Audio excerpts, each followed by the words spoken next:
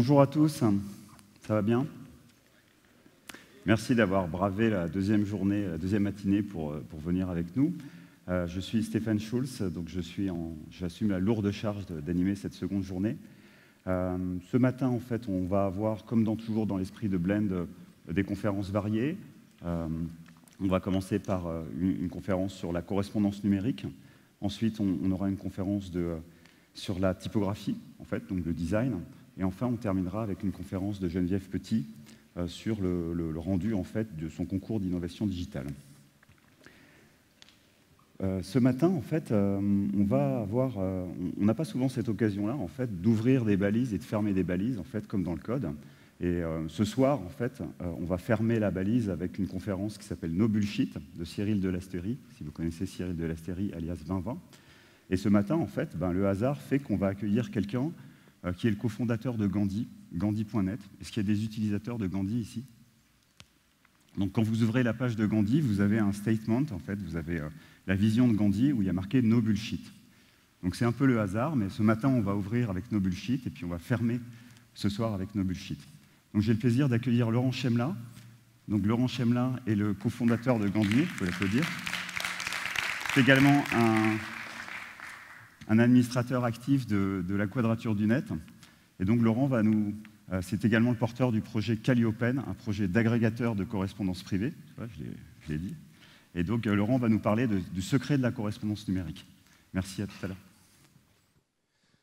Bon, on va commencer cette matinée par un cours d'histoire. Alors, vous pouvez sortir vos cahiers si vous voulez.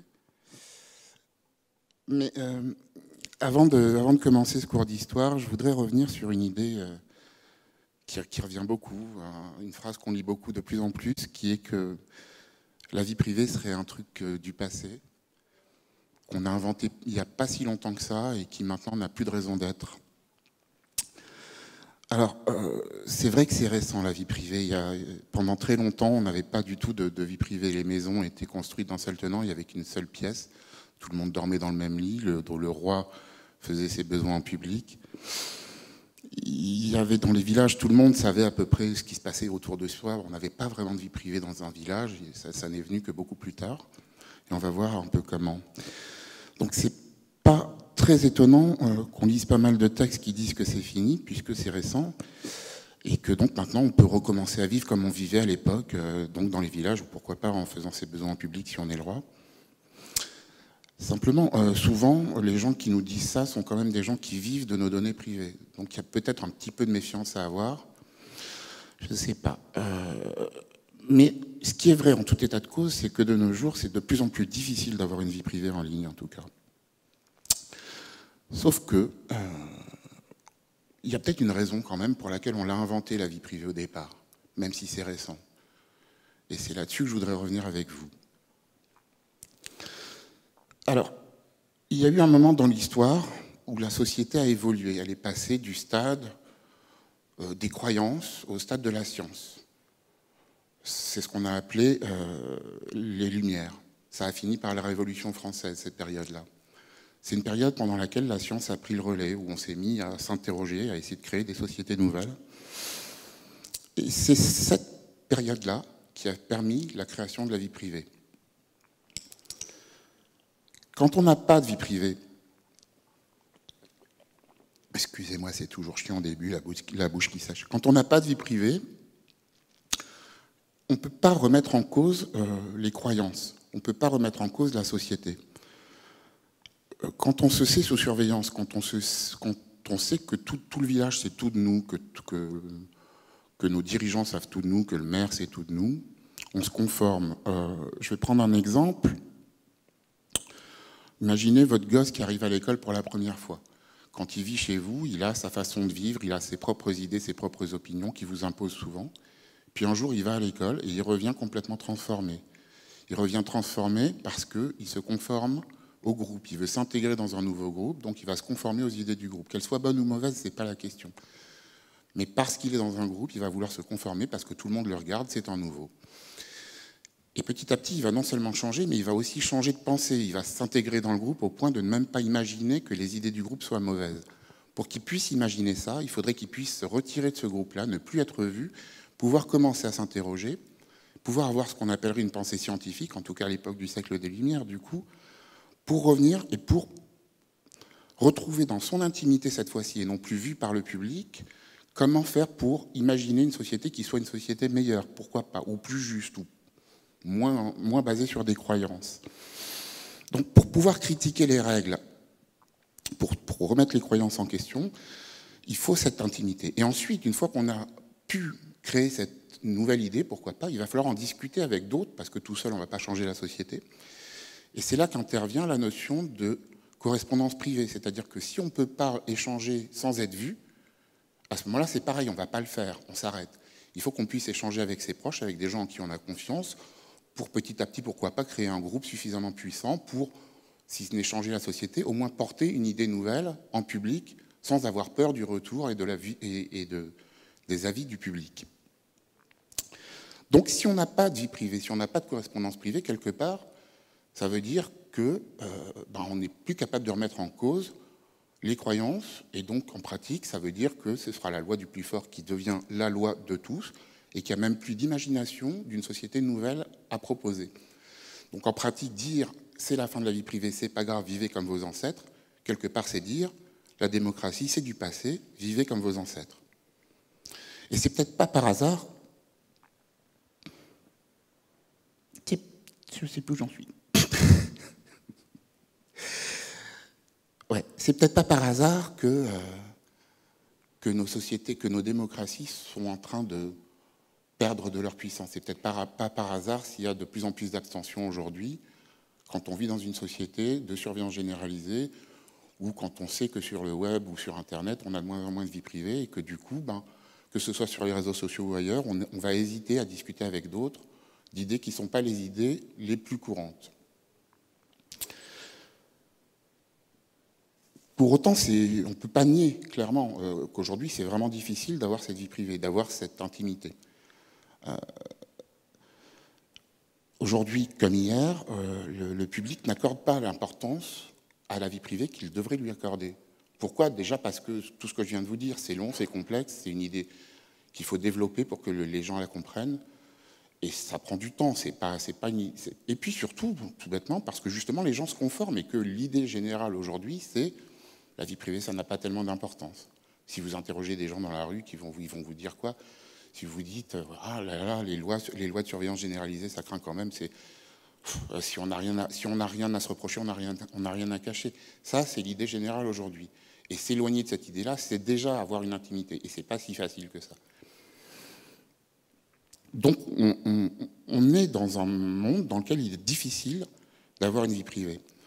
Et même si on en est conscient, même si on a envie d'avoir cette vie privée quelque part, en tout cas, on est conscient de ce risque. Il n'empêche qu'on est, d'une part, on se conforme à l'idée que c'est mal de se cacher, et d'autre part, on est flemmards tous autant qu'on est. C'est-à-dire que s'il faut faire des efforts pour protéger sa vie privée, alors qu'il suffit de cliquer sur « j'accepte » en bas des CGU, clairement, on va cliquer sur « j'accepte » et en plus, c'est gratuit. Du coup, on ne va pas se poser tellement de questions. Donc le sacrifice passe inaperçu quelque part, on ne le voit pas. On le voit d'autant moins que la technique fait qu'on ne voit pas quand un site vous impose un cookie tiers, qu'on ne voit pas quand les sites commerciaux s'échangent nos données personnelles les uns avec les autres. Ça se passe en back-office, on ne voit pas ce genre de choses. Ça n'apparaît pas, il n'y a pas de vision de l'agression contre notre vie privée quand on se balade sur Internet. Et le fait de ne pas le voir, forcément, ça fait qu'il est aussi très difficile non seulement d'en prendre conscience, mais d'avoir envie de changer les choses. Si on ne voit pas qu'on est agressé, voilà, on continue sa vie au quotidien.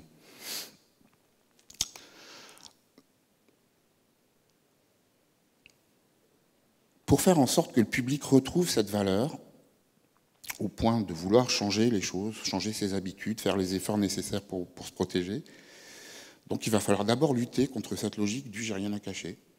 Donc développer un argumentaire complexe, qui n'est pas facile, parce que les gens ne sont pas prêts à prendre le temps d'écouter un argumentaire complexe. Et il va aussi falloir, et c'est le sujet de ma conférence aujourd'hui, inventer un indicateur qui va faire prendre conscience aux gens, à chaque fois, dans leurs échanges, du risque d'interception, du risque pour leur intimité, du risque pour leur vie privée. Si on a cet indicateur-là, peut-être qu'on pourra, à terme, faire évoluer les mentalités. Alors, et là j'en reviens à l'histoire, puisque c'est en cours d'histoire, cet indicateur a toujours existé en réalité. Il n'y a que depuis l'invention de la correspondance numérique qu'il a cessé d'exister. Alors on remonte très loin dans l'histoire, avec l'histoire de la Mésopotamie. Les premières correspondances, c'est 600 ans avant Jésus-Christ. Nabuchodonosor, je me suis entraîné pour le dire sans me planter, alors je le répète, Nabuchodonosor, pour envoyer des messages à ses généraux, c'était grand à Mésopotamie, sans être intercepté par ses ennemis, qu'est-ce qu'il faisait? Il prenait un esclave, il lui tondait le crâne, il écrivait le message dessus, il attendait que les cheveux repoussent, et ensuite il envoyait le messager. Et une fois arrivé sur place, on lui rasait la tête et on pouvait lire le message. Donc on avait déjà, dès le départ, cette notion, cette idée qu'il fallait protéger sa correspondance. Et on voit dans cette transmission de messages plusieurs facteurs qui entrent en jeu en réalité. Il y a d'abord un facteur technique. Le facteur technique il faut raser la tête, il faut savoir graver un message sur la tête de quelqu'un. C'est pas un facteur technique très poussé, on va dire. Il suffit que quelqu'un connaisse le truc pour raser et puis pour prendre connaissance du message. Par contre, si l'esclave arrive avec son message mais qu'il n'a pas les cheveux à la taille réglementaire, on saura que le message a été intercepté. Il y a quand même un petit aspect technique de garantie, au moins, on sait si le message a pu être intercepté ou pas. Donc l'aspect technique est peu élevé, mais il existe quand même. Il y a un aspect comportemental, évidemment, on ne fait pas la pub de ça, quoi. Si la technique est connue, tous les messages seront interceptés. Donc le comportement des gens qui vont utiliser ce type de technique-là va être de cacher la technique. On se comporte de façon à éviter de diffuser, même si visiblement ça s'est su, puisque c'est dans Wikipédia aujourd'hui. Et il y a un facteur contextuel, mais on suppose que le message va être écrit dans un environnement protégé, donc pas en public. On va raser la tête et laisser les cheveux repousser dans une chambre bien fermée. Donc le contexte de l'écriture du message va être aussi d'un assez bon niveau. Donc, il y a 3 facteurs a priori minimaux qui restent à définir, qui sont difficiles à évaluer, mais on va y revenir un peu tout à l'heure, sur les 3 facteurs de ce qui peut créer un indice de confidentialité. Je disais, Nabuchodonosor, de façon évidente, protégeait ses correspondances. Avant que la correspondance devienne quelque chose d'absolument général que tout le monde utilise, c'était réservé aux riches et aux puissants, pour des raisons évidentes. D'abord parce qu'il fallait être riche pour avoir des esclaves, il fallait être riche pour savoir lire et écrire, il fallait payer le facteur, il fallait payer le tatoueur, il fallait payer tous ces gens-là. Et puis l'esclave, souvent, n'était pas un esclave, était un messager professionnel qu'il fallait payer aussi. Donc il y avait de toute façon des limites à l'utilisation de la correspondance. Et ces limites faisaient qu'il n'y avait donc que les riches et les puissants qui l'utilisaient, parce que savaient, et ils ont toujours su, et ils savent encore aujourd'hui, que leur vie privée, à eux, est quelque chose de très important. Et ils le savent pour de bonnes raisons. C'est que quand on est riche, votre fortune dépend de vos contrats commerciaux que vos concurrents ne doivent pas connaître, dépend du prix que vous allez accepter de payer votre marchandise que vos concurrents ne doivent pas connaître.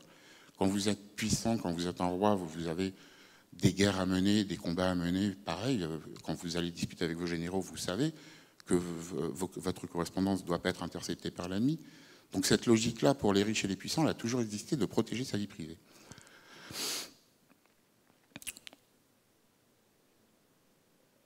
Ce qui fait qu'en pratique, la notion de la partie contextuelle, j'allais dire, de l'indice de confidentialité qu'on va essayer d'inventer, pour eux, c'est quelque chose d'acquis. Il n'y a même pas à se poser la question d'un point de vue contextuel. Quand on échange avec quelqu'un, on échange de façon privée, en protégeant au maximum la correspondance qu'on peut avoir. Alors, c'est là que ça devient intéressant, c'est que la première fois qu'il y a eu vraiment l'invention de ce qu'on pourrait appeler des postes, en France en tout cas, c'est sous Louis XI. Ça remonte, je n'ai pas la date, mais vous la retrouverez sur Google. Sous Louis XI, il va créer un service de poste centralisé et il va faire de ce service un monopole. C'est-à-dire que tous les services de l'État seront obligés de passer par ce service-là. Il n'y a plus moyen d'avoir une correspondance autre qu'en passant par le monopole d'État qu'invente Louis XI. Alors au début, bien sûr, c'est réservé aux rois et à sa cour et à quelques au service de l'État uniquement. Et petit à petit, ça va être ouvert au public. Alors d'abord, encore une fois, aux riches, aux puissants, aux nobles. Ça, c'est sous Henri IV. Et il va être très vite adopté parce que c'est un système beaucoup plus fiable, beaucoup plus rapide, bien organisé, les lettres ne se perdent plus. Mais il est centralisé. Et comme il est centralisé, forcément, ça nuit un petit peu à la confidentialité des messages. Ce qui fait que les gens l'acceptent parce qu'il est pratique, mais sans lire forcément l'article 10 des CGU, qui dit, l'article 10 pardon, de l'Édit des Postes, qui dit les agents du service postal doivent prendre connaissance de toutes les correspondances en s'assurant qu'elles ne contiennent rien qui soit contraire au service du roi. Ça, c'est sous Henri IV déjà. On peut pratiquement dire que Louis XI a inventé Gmail en pratique. Alors, bien sûr, le public, les nobles et les puissants qui au début commencent à utiliser ce service, eux ont bien conscience, encore une fois, de l'importance de leur vie privée, donc ils vont avoir envie de se protéger, sachant que l'article 10 des CGU dit qu'on peut tout lire, et vont vouloir utiliser le chiffrement. Alors qu'est-ce qui va se passer très rapidement? C'est que François Ier va décider tout simplement d'interdire le chiffrement. L'emploi des chiffres et caractères hors usance commune est interdit. Donc ça remonte, hein, tout ça. Encore un peu plus tard, alors là on est sous le règne de Louis XIII cette fois-ci, c'est Richelieu, cette fois-ci qui va ouvrir complètement le service au grand public. De plus en plus de gens savent lire et écrire, du coup on ouvre le service au public. Ça vous rappelle peut-être quelque chose, un service qui au départ est un service limité à l'État et aux armées, qui petit à petit va s'ouvrir au public, je ne sais pas. Mais pour accompagner le progrès, du coup, Richelieu, c'est le mec qui disait qu'on me donne 6 lignes de n'importe quel homme et je trouverai de quoi le faire prendre. Il faut se remettre ça dans le contexte. Donc Richelieu va créer ce qu'on a appelé plus tard un cabinet noir qui était chargé donc d'intercepter et de déchiffrer si besoin était le courrier. Peu après Richelieu, on a Mazarin qui va perpétuer la tradition. Alors lui, il va carrément l'écrire de façon directe dans son dictionnaire des politiciens. Il écrit « Il est bon de temps en temps d'intercepter les lettres de tes sujets, de les lire attentivement et de les renvoyer. » Donc voilà, et là, bon, pour le coup, personne ne se cache, on intercepte tout le courrier de façon à savoir ce que le public essaie de se dire. Alors, la population le sait, hein, c'est écrit, c'est public, et tous les pays qui vont mettre en place un service des postes vont lire les messages qui transitent par leur service. Et on aura Voltaire qui va dénoncer ça, qui va rendre ça public encore plus, en expliquant que, par exemple, en Allemagne, toutes les lettres passent par 5 ou 6 provinces différentes, toutes les lettres sont donc ouvertes 5 ou 6 fois, et à la fin, le cachet en cire qu'on pose dessus, évidemment, a été cassé, refait, regravé plus ou moins bien à chaque fois. Il arrive dans un tel état que souvent, il faut carrément en refaire un neuf, complet, pour pouvoir délivrer le courrier. Alors, il écrit des choses rigolotes comme ça. Il écrit que jamais le ministère qui a eu le département des postes n'a ouvert les lettres d'aucun particulier, excepté quand il a eu besoin de savoir ce qu'elles contenaient. C'est Voltaire. En même temps, il a un sens de l'humour un peu particulier. Je pense, si Louis XI a inventé Gmail, que Voltaire était un petit peu le Snowden avant la lettre, on va dire. Alors, il y a certains pays qui le font mieux que d'autres, qui savent mieux graver les faux sceaux que d'autres, et chez qui, du coup, le courrier arrivait un peu plus vite. Et à cette époque-là, déjà, on s'en aperçoit. Donc, on sait que quand le courrier arrive vite, c'est que les graveurs du roi sont meilleurs qu'ailleurs. Bon, alors, on voit bien tous les parallèles qu'on peut faire avec la période actuelle.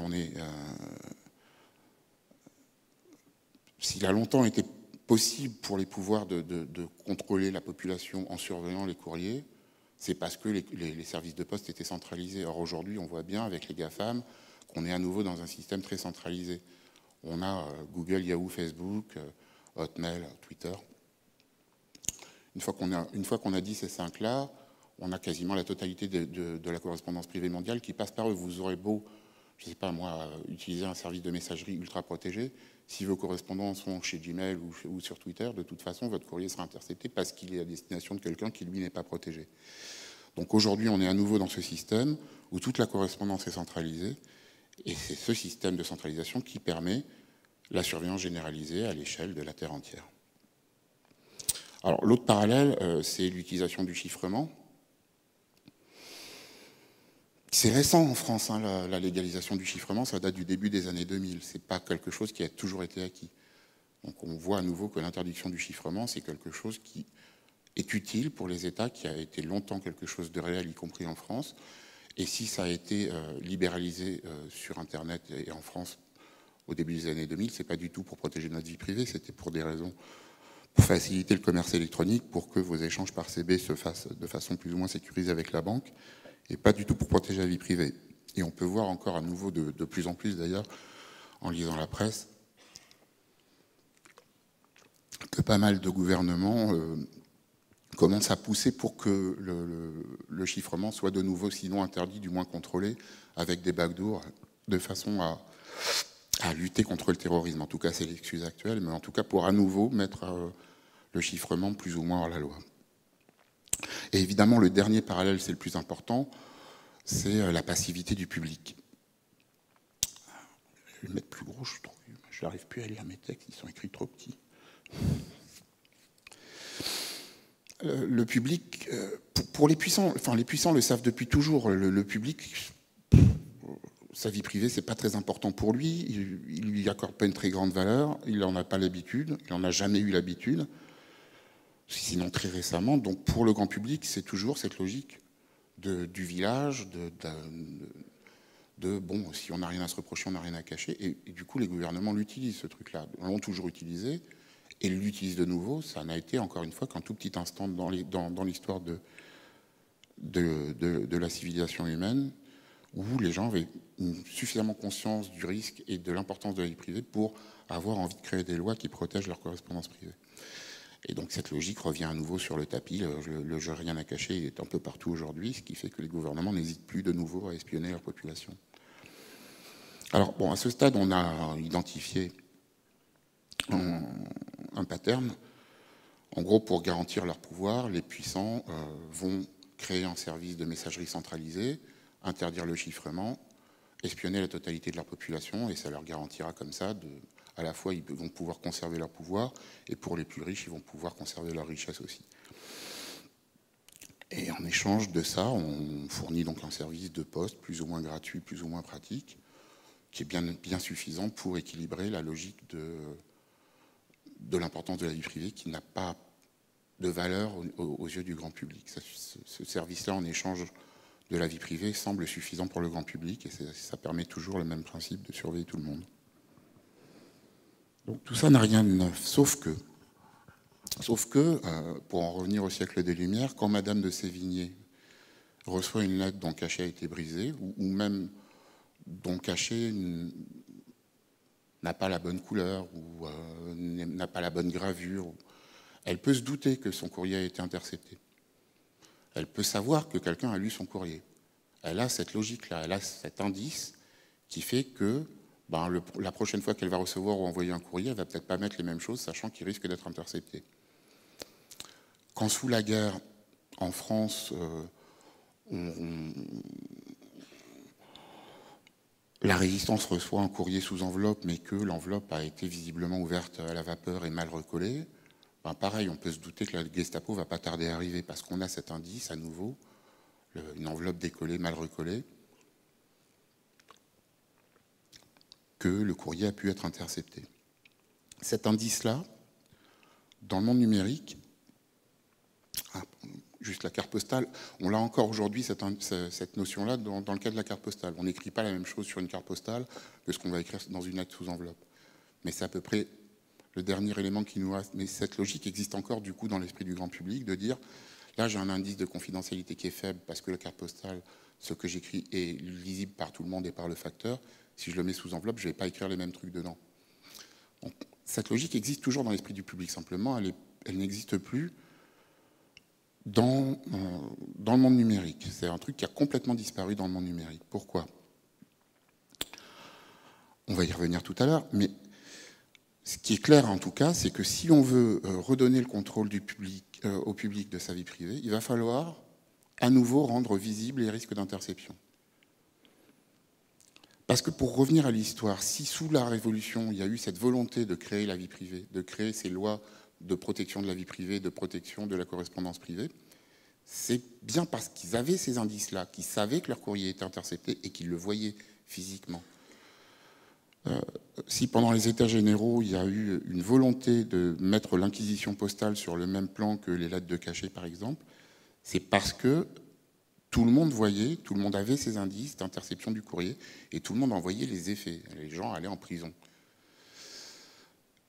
Si on n'a plus ces indices sur Internet, ça pose un vrai problème parce que du coup, les gens ne le voient plus, n'ont plus cette conscience-là et perdent cette valeur de la vie privée. Et sur Internet, rien n'est prévu pour ça. Je ne vais pas parler de cas très généraux, mais juste l'email, par exemple. Dès le départ, c'est prévu pour rebondir de serveur en serveur de l'émetteur au récepteur pour arriver. Il peut y avoir plusieurs étapes, et chacune de ces étapes est un risque d'interception. Il n'y a pas de chiffrement par défaut dans l'email. On peut inventer des chiffrements, mais c'est toujours des surcouches complexes à mettre en œuvre. Et on est tous flemmards, donc on ne les met pas en œuvre. Donc tout ça n'est pas prévu pour. Et surtout, on ne le voit pas, les interceptions. Il n'y a pas moyen de savoir qu'un des éléments sur la chaîne va ouvrir votre courrier et va le lire. Alors, il faut réinventer ce qu'on a appelé, nous, un privacy index, donc un indice de confidentialité. Et on a vu, depuis Nabucodonosor, qu'il y a, en gros, 3 dimensions. Une dimension technique, une dimension comportementale, une dimension contextuelle. À partir de ces 3 dimensions, donc on va essayer de calculer ce pi, ça tombe bien, ça fait pi, du coup on utilise du pi partout. On va essayer de calculer cet indice de confidentialité qu'on va associer à la fois au message, mais aussi au contact qu'on a. Un contact peut être plus ou moins confidentiel. À vos terminaux, votre terminal, si c'est un terminal connecté par Wi-Fi comme en ce moment, il est très peu confidentiel, parce que tout passe peut-être en clair, je ne sais pas, de plus en plus visiblement. Et on va aussi attribuer une note, pourquoi pas globale, à l'utilisateur, en lui affichant une valeur quelconque, qui fera que peut-être qu'il aura envie de l'améliorer, la valeur. Donc on va le pousser comme ça, peut-être, à non seulement prendre conscience de son risque d'interception, mais aussi lui montrer et lui donner envie d'améliorer ce truc-là, sans le culpabiliser, juste en lui affichant quelque chose qui corresponde plus ou moins à une réalité calculée. Alors je vais passer rapidement sur les aspects techniques. C'est plus ou moins simple de calculer si un courrier électronique a subi plusieurs étapes avant d'arriver. Donc déjà, son indice de confidentialité technique va être très bas. À l'inverse, si il a été chiffré avec la clé publique de votre correspondant et qu'il utilise un protocole sécurisé, chiffré de bout en bout pour transiter directement de votre terminal à celui de votre correspondant, là, l'indice technique sera très élevé. Donc ce sera plus ou moins la différence entre une carte postale et une lettre très bien scellée. C'est pas complètement simple de le faire, techniquement, mais on peut le faire. C'est pas quelque chose de complètement infaisable. Si vous voulez comprendre pourquoi c'est compliqué, vous me poserez la question tout à l'heure, mais là, j'ai pas le temps. Maintenant, même si votre message est techniquement parfaitement confidentiel, mais que vous le lisez en public, si vous le lisez, je ne sais pas, dans le train, à côté d'un voisin de train que vous ne connaissez pas, sur votre laptop, pourtant hyper sécurisé aussi, là, d'un point de vue contextuel, votre indice de confidentialité est nul. Même si le message est parfaitement techniquement sécurisé, même si votre terminal est parfaitement sécurisé, le fait que, dans le contexte où vous ouvrez le message, vous n'avez pas de confidentialité, alors votre indice va redescendre forcément. Voilà. Et donc, même si votre terminal est parfaitement protégé, même si tout ça, même si vous le lisez chez vous, dans un endroit que personne ne va espionner, mais que vous avez un comportement à risque, c'est-à-dire que typiquement, vous n'allez pas vous déconnecter une fois que vous avez fini de lire votre courrier et que votre terminal reste ouvert à la disposition de votre conjoint, les lettres de votre amant, forcément, risquent d'être poser des petits soucis aussi. Et là, c'est c'est la dimension comportementale qu'on voit, qui est que la personne qui lit le courrier a un comportement à risque et qui va faire à nouveau baisser cet indice de confidentialité globale. Donc voilà à nouveau nos 3 dimensions qui datent de Nabucodonosor. Ce n'est pas quelque chose de nouveau. Donc il va falloir tenir compte de tous ces paramètres si on veut approcher une réalité qui soit compréhensible par le public. C'est-à-dire que si on ne s'approche pas de quelque chose que intuitivement le public va ressentir comme étant vrai, ça ne servira à rien de lui afficher des valeurs parce qu'il ne les comprendra pas. Alors, s'il les comprend, il va avoir un comportement, on espère, en tout cas c'est ce qu'on croit, qui va évoluer. Si il voit un indice de confidentialité technique élevé sur un contact, il va peut-être avoir envie d'échanger avec lui des choses qu'il n'aura pas envie d'échanger avec un contact d'un indice de confidentialité plus bas. Ou alors il va dire, parce qu'il a vraiment envie de lui dire un secret à celui qui a un indice de confidentialité très bas, il faut que tu fasses des progrès parce que là j'ai des trucs à te dire mais je ne peux pas. Typiquement, je ne sais pas, Snowden veut vous écrire, il ne va pas vous écrire si vous êtes chez Gmail. Il va vous dire non là, je ne sais pas, passe chez ProtonMail, fais quelque chose, mais je ne peux pas t'écrire et j'ai des trucs à te dire. Donc cet indice va servir à ça. La dimension contextuelle, ça va lui permettre d'adapter ses échanges au lieu et au terminal sur lequel il se trouve. Typiquement, on peut imaginer qu'il va arrêter de lire ses messages en public dans le train, mais aussi que les outils qui utilisent cette notion vont adapter leur affichage au terminal. Typiquement, dans un cybercafé dans un pays étranger que vous ouvrez sur un navigateur que vous ne connaissez pas, quand vous ouvrez vos messages sur un navigateur que vous ne connaissez pas, l'outil que vous allez utiliser pourra dire « je ne connais pas ce terminal-là, non seulement je ne vais pas t'afficher les messages les plus confidentiels, c'est une évidence, mais je ne vais même pas t'afficher le fait qu'ils existent. Le fait qu'ils existent, je ne l'afficherai que si le terminal que tu utilises en ce moment dispose de ta clé privée. » Donc on pourra adapter l'affichage, y compris à la dimension contextuelle dans laquelle se trouve l'utilisateur final. Et la dimension comportementale, enfin, ça va montrer à l'utilisateur qu'il va falloir faire plus d'efforts simplement parce qu'on va lui afficher à nouveau cette valeur. Donc on va espérer que son comportement va évoluer parce qu'il aura envie, parce que c'est humain, comme quand on joue à un jeu vidéo, on a un score, on veut que le score augmente. Là, ça va être la même chose avec un indice de confidentialité globale qu'on va lui afficher. Alors, c'est pas simple de calculer ces valeurs. Il y a énormément de paramètres. Mathématiquement, c'est extrêmement compliqué. Nous, on n'en est vraiment qu'au balbutiement, mais on a encore un an. On a un financement pour des projets de recherche autour de ça. On va essayer de travailler avec le CNRS et l'INRIA, qui auront aussi créé très récemment des équipes de recherche autour de cette question de la quantification de la confidentialité. Donc, c'est un sujet qui va devenir à la mode très vite. Nous, ça fait maintenant 4 ans qu'on est dessus, donc on a un petit poil d'avance, mais j'espère que les autres vont nous rattraper vite. En tout cas, c'est pas simple et c'est clairement pas aussi facile que de fabriquer un cachet de cire.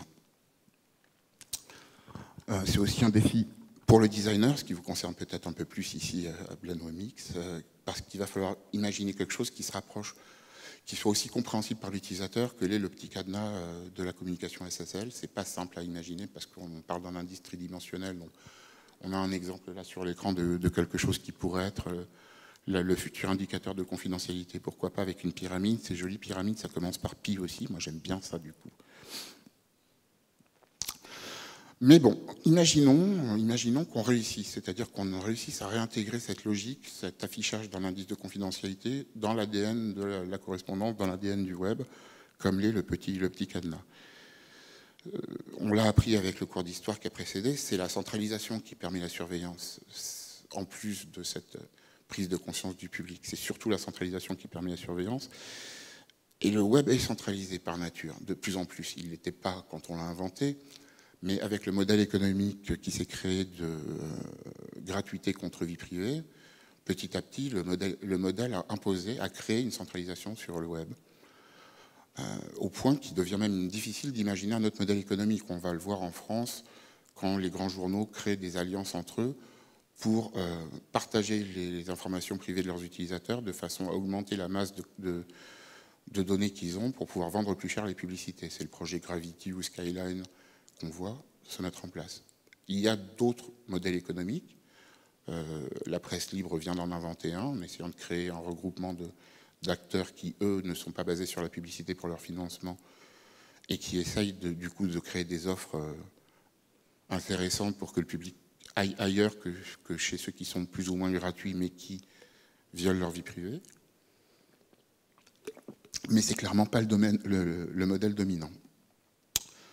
Et le modèle dominant, c'est clairement, plus vous avez d'utilisateurs, plus vous avez de données, plus vous avez de données, plus vous pouvez vendre cher la pub, plus vous vendez cher la pub, plus vous gagnez d'argent pour acheter vos concurrents ou pour inventer des services innovants, plus vous avez d'utilisateurs qui vont venir, et ainsi de suite. On est vraiment dans un cercle vicieux qui crée cette centralisation, et c'est cette centralisation qui va faire que la surveillance privée devient possible. C'est donc, on va créer comme ça un oligopole, et ensuite, les États n'auront plus qu'à traiter avec cet oligopole pour pouvoir disposer des données de la Terre entière. C'est ce qu'on a vu avec Prism, et c'est ce que Snowden nous a appris. Donc si on veut lutter contre la surveillance de masse, et c'est un peu l'objectif du projet, il va falloir donc non seulement inventer le PI, mais il va aussi falloir inventer un moyen de lutter contre la centralisation et contre le modèle qui y conduit. C'est pas simple, hein. Il peut y avoir des réponses politiques, mais moi j'y compte pas trop parce que tout simplement les États ont intérêt à cette centralisation-là justement pour pouvoir surveiller leur population. Même si quand même il y a quelques balbutiements, on va le voir avec le RGPD très bientôt en mai là en France, en Europe, où il va devenir plus compliqué d'espionner les utilisateurs, en théorie en tout cas, et où peut-être que ça va créer des opportunités pour d'autres modèles économiques de se développer. Je ne suis pas sûr de ça, mais on peut avoir un tout petit espoir là-dessus. Il peut y avoir des réponses techniques, on peut essayer d'imaginer des nouveaux services attractifs qui ne soient pas basés sur des systèmes centralisés, des protocoles centralisés. Il y en a qui existent. Hélas, le dernier en date, c'est Mastodon, je ne sais pas si vous le connaissez. En tout cas, il faut constater que ça n'a pas pour l'instant un succès démesuré, quoi. Mastodon, c'est un peu moins d'1 million d'utilisateurs, c'est un concurrent plus ou moins direct de Twitter qui a, je crois, 300 millions d'utilisateurs. On voit quand même qu'on n'est pas tout à fait dans le même volume.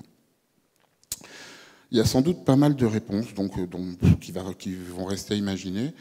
Notre réponse à nous, ça va être d'essayer de créer un outil qui soit suffisamment attractif pour attirer le plus grand nombre. C'est-à-dire qu'on ne va pas lui parler du tout de vie privée, ni de confidentialité, ni de sécurité. On va juste lui dire, voilà, c'est un service sympa parce qu'il te permet d'agréger toute ta correspondance privée. Tu viens là, tu n'as plus besoin de te connecter sur toutes tes boîtes mail, sur ton Facebook, sur ton Twitter pour avoir toute ta messagerie. Tout arrive au même endroit, c'est sympa, c'est beaucoup plus rapide. Ça, c'est la raison pour laquelle l'utilisateur va venir. Ensuite, on va l'exposer dans ce type de service-là, qui n'est qu'un service possible, hein. La logique du PI, elle peut s'adapter à plein d'autres services que le service que nous, on essaie de créer. Et puis, on espère au contraire exporter le PI partout, si possible, même, pourquoi pas, espérer un jour que Google adopte ça, même si ça paraît compliqué. En tout cas, l'idée, c'est vraiment ça, c'est d'exposer le public au maximum à l'affichage de son indice de confidentialité pour qu'il reprenne conscience de la valeur de sa vie privée. Parce que quand même, dans tout ça, il y a peut-être une question économique qui joue. C'est-à-dire qu'aujourd'hui, le budget de la NSA, je crois, c'est de l'ordre de 6 milliards de dollars par an. Si on arrive à augmenter un tout petit peu le niveau de confidentialité générale, c'est-à-dire si les gens font un tout petit peu d'efforts, on ne parle pas d'avoir une correspondance super sécurisée pour tout le monde, ce n'est pas la question, de toute façon, ça n'arrivera jamais. Mais si le niveau global de confidentialité augmente, ne serait-ce qu'un petit peu, qu'on multiplie, je ne sais pas moi, qu'on passe de 5 à 20 dans le niveau de confidentialité globale, sans aller jusqu'à 100, on en est très loin. Si 5, ça représente 6 milliards de dollars, 20, ça représente 5 fois ce chiffre. 4 fois ce chiffre, merci, je suis nul en maths. Ça a fait déjà beaucoup de milliards de dollars, 24. Et là, pour le coup, ça devient un budget qui n'est plus tout à fait le même. Et on pourrait imaginer, juste par cet effet de masse, que si suffisamment de gens s'intéressent un tout petit peu plus à sa confidentialité parce qu'on l'aura exposé au PI ou parce qu'on aura trouvé d'autres idées pour ça, le prix de la surveillance généralisée va devenir tel que les États préféreront à nouveau revenir à ce qui était le cas pendant très longtemps, qui était une surveillance ciblée des gens qui étaient les plus à risque, plutôt que de surveiller la totalité de la population pour essayer de trouver dedans qui était méchant. Si, dans le même temps, on arrive donc à redonner une valeur à la vie privée et qu'on pousse les gens donc à considérer que cette valeur est supérieure aux services que leur offrent les grands silos, les GAFAM, et qu'on les oriente vers des services un peu moins gourmands de leurs données personnelles, il y a peut-être moyen, un jour, pourquoi pas, de mettre à mal le modèle économique dominant qui crée de la centralisation dont il va vraiment falloir un jour ou l'autre se débarrasser. L'histoire se répète, c'est pas facile tout ça, l'histoire se répète, on l'a vu. Peut-être qu'on peut encore la changer, nous c'est ce qu'on espère. Et voilà. Allez, si vous avez des questions, ça va être le bon moment de les poser.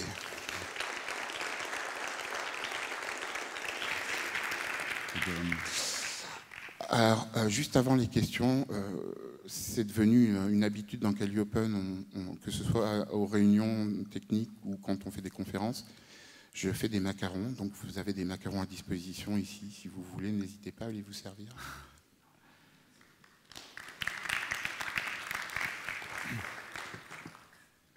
Est-ce qu'il y a des questions? On a rasé un esclave, en fait, pour les écrire sur la tête. Vous, là? Ah. Laurent, est-ce que tu ne crois pas que le RGPD dont tu parlais il y a quelques instants va quand même significativement améliorer les choses? On peut l'espérer. Moi, j'ai quand même... D'abord, j'attends de voir ce que va donner e-privacy, parce que on a vu que les lobbies étaient très actifs sur e-privacy pour contrer les effets les pires pour eux de RGPD. Et il va falloir voir ce que ça va donner. Pour l'instant, c'est pas vraiment gagné. Là, clairement, e-privacy risque de baisser le niveau de RGPD pratiquement dans ses effets. Après, il faut voir comment c'est mis en œuvre, si c'est mis en œuvre, si c'est la même chose que la loi qui nous impose de cliquer sur OK quand on voit des cookies, tout le monde s'en fiche, on clique sur OK sans même y réfléchir, quoi. En théorie, même en France, déjà aujourd'hui, tu ne peux pas avoir de traitement automatisé de la correspondance privée sans l'accord explicite des utilisateurs, une fois par an minimum. Ça, c'est la loi Le Maire, elle a 1 an. Est-ce qu'ici, quelqu'un a déjà cliqué sur un truc qui permet le traitement automatisé de vos données sur Google depuis 1 an? Je ne crois pas. Donc c'est même les lois déjà actives ne sont pas mises en œuvre. Alors, attendons de voir. Si la RGPD permet ça, moi, je serais ravi. Je l'espère, en tout cas.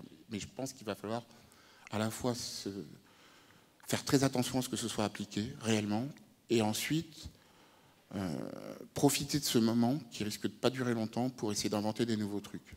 Et profiter d'RGPD, peut-être de la faiblesse imposée au modèle économique dominant pour essayer de trouver d'autres modèles économiques ou d'en imposer dans l'esprit du public. Ça ne va pas être facile, hein, parce que le public est bien habitué à cette logique de gratuité contre confidentialité. Salut.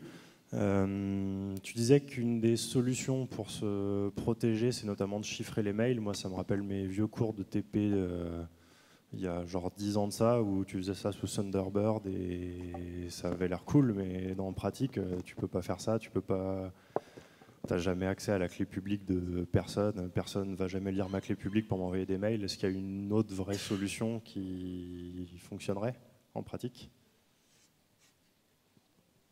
Même moi, je ne chiffre plus. Alors, à la Quadrature, pendant toutes les dernières années, nos mailing lists sont chiffrés tout le temps. Donc, à chaque fois qu'il y a un nouveau qui arrive à la Quadrature, il faut qu'il se fabrique une clé, parce qu'il n'en a pas l'habitude, qu'il la diffuse. Les clés, petit à petit, perdent leur valeur, donc il faut renouveler les clés. Au bout d'un moment, là, au bout de 5 ans, je crois que plus personne ne chiffre, tellement c'est chiant. Et pourtant, on ne peut pas dire que la Quadrature ne soit pas motivée par ce genre de sujet, quoi. C'est juste impossible. Alors, les solutions techniques, elles existent pourtant, elles ne sont juste pas mises en œuvre. Il va falloir que les services les mettent en œuvre. Calliopen va l'intégrer dès le départ, c'est-à-dire que l'utilisateur, quand il se crée un compte Calliopen, pour augmenter son niveau de confidentialité globale, s'il le souhaite, il n'a qu'un bouton à cliquer pour se créer une clé. Cette clé va être publique et publicisée par tous les moyens possibles. Et il y en a beaucoup maintenant, des moyens de rendre publique une clé publique, qui sont, hélas, pas encore intégrés dans les autres softs. Alors, Calliopen va l'intégrer, lui, c'est-à-dire que quand tu vas ajouter un contact, il va se débrouiller pour aller chercher sa clé publique partout où il pourra, que ce soit sur les serveurs SKS, sur Keybase ou dans le DNS, qui est, nous, la solution qu'on préconise comme étant la meilleure.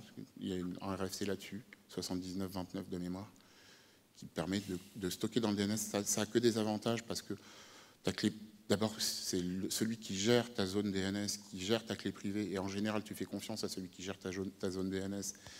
Et puis, l'utilisateur en face, il va faire confiance à ta clé publique parce qu'elle est dans la zone DNS à qui il écrit. Donc, si tu écris à un tel à ta zone et qui récupère ta clé publique dans ta zone, forcément, il va bien penser que c'est à toi qu'il écrit et pas à quelqu'un d'autre. Donc, ça n'a que des avantages. C'est très peu mis en œuvre. Calliopen le fera par défaut.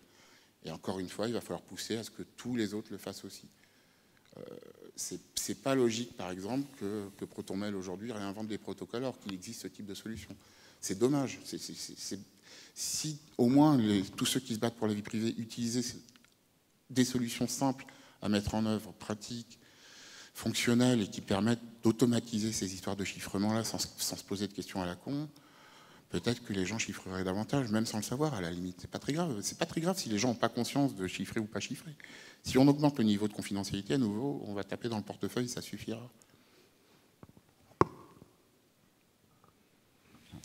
Tout d'abord, merci pour cette sensibilisation. Paf, micro coupé. On m'entend? Oui. Ouais. Ça me parle beaucoup. Par contre, en vous écoutant, tous les arguments qui vont dans le sens il faut conserver cette vie privée, notamment pour pouvoir lutter contre un contrôle institutionnel, sur l'argumentaire, j'ai l'impression d'entendre l'argumentaire aussi des gens qui sont contre le contrôle des armes à feu notamment. Et là, pour le coup, moi je suis pour le contrôle des armes à feu, et du coup, où est-ce que je me trompe? Tu te trompes pas dans le contrôle des armes à feu, tu te contrôles dans le fait que surveiller la totalité de la population pour éviter des actes terroristes ne fonctionne pas. Ça ne sert à rien techniquement. C'est-à-dire que l'information est noyée dans une telle masse. Alors là, tous les services de renseignement du monde vont confirmer ce que je suis en train de te dire. L'information est noyée dans une telle masse que les faux positifs sont trop nombreux. Si tu n'as pas assez de monde ensuite pour surveiller tous les faux positifs, et du coup tu gaspilles ton énergie à essayer de surveiller des faux positifs qui ne sont pas les personnes qu'il aurait fallu surveiller. Simplement parce que la masse de données qui arrive est trop importante pour qu'on puisse correctement cibler les vrais méchants. Donc en pratique, ça ne marche pas la surveillance généralisée. En tout cas, ça ne marche pas pour les raisons qu'on nous donne. Ça ne marche pas pour éviter les attentats terroristes. Ça marche pour contrôler une population, par contre. Si l'objectif est celui-là, alors oui, ça fonctionne. Mais est-ce que tu es vraiment pour le contrôle de la population? Dire typiquement pour, je ne sais pas moi, empêcher des écologistes de participer à une manif contre le G7 la dernière fois. C'est pas le G7, c'est le G27 ou je ne sais plus quoi. COP21. COP21, oui, c'est ça. Là, pour le coup, ça fonctionne. Mais c'est pas l'objectif public. En tout cas, c'est pas l'objectif annoncé des lois de surveillance. Donc il y a un vrai problème. Mais pour l'objectif annoncé, on le sait, mathématiquement, ça ne fonctionne pas. Vous trouverez plein d'exemples dans Google de démonstrations mathématiques du fait que ça ne fonctionne pas. Je vous laisse faire. Encore une question? Est-ce que tu penses que les frameworks type YunoHost, tu connais? Puis c'est une solution en fait, l'informatique, enfin, l'internet décentralisé, ça peut être une solution qui scale, parce que notamment c'est difficile à mettre en place. Pour garantir de la vie privée, parce que du coup les acteurs économiques majeurs seront plus dans la boucle. Je crois que l'auto-hébergement, YunoHost ou autre, est quelque chose de très important qu'il faut encourager, mais je ne pense pas une seule seconde que ça puisse être un moyen efficace de lutte contre la surveillance généralisée, parce que ça s'adresse à un public beaucoup trop restreint. On peut prendre l'exemple de l'auto-hébergement, comme je prenais tout à l'heure l'exemple de ProtonMail. ProtonMail, c'est un succès commercial fabuleux, c'est plusieurs millions d'utilisateurs, peut-être 2 millions d'utilisateurs. Google Mail, c'est 1 milliard d'utilisateurs. Donc tu as 2 millions de personnes qui se croient protégées, mais qui échangent en pratique avec le milliard de contacts en face qui, lui, ne l'est pas. Donc ces gens-là auront beau payer 10 fois le prix de ProtonMail, ils ne sont pas, plus protégés que celui qui n'utilise que Gmail. Ça ne sert à rien. Ça sert à sensibiliser les gens, c'est important de pouvoir le faire, ça sert à ceux qui sont peut-être les plus exposés à la surveillance de mieux se protéger pour le coup, parce qu'ils ont vraiment une volonté réelle là pour le coup de se protéger de l'État, parce qu'ils sont soit hors la loi, soit activistes, soit, je ne sais pas, opposants dans des États qui, eux, sont encore un peu moins démocratiques que la France, mais ça n'a pas d'efficacité globale contre la surveillance de masse. Ça reste très important quand même, hein. Je ne dénigre pas ce truc-là. C'est juste que ça n'a pas l'efficacité qu'on pourrait espérer dans un cadre très global.